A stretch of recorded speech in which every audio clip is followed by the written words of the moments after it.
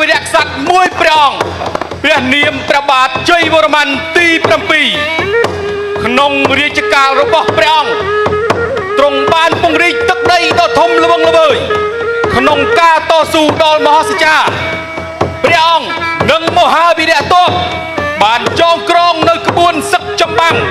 ដ៏មានអានុភាពទាំង3សម័យកាលមានសម័យកាលនគរភ្នំសម័យកាលនគរចេនឡានិងសម័យកាលមហាអាណាចក្រអង្គរ4ទាំង3សម័យកាលនេះ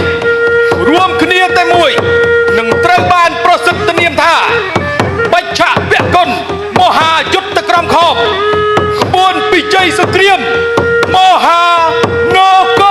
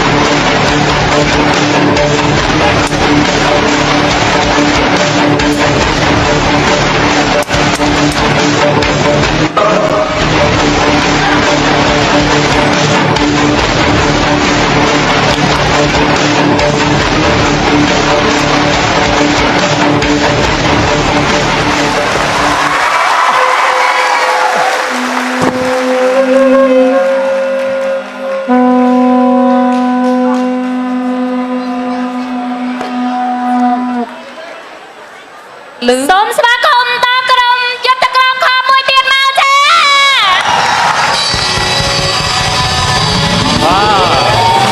បាទសូមអញ្ជើញមកខាងក្រៅទាំងអស់គ្នាតែម្ដងបាទ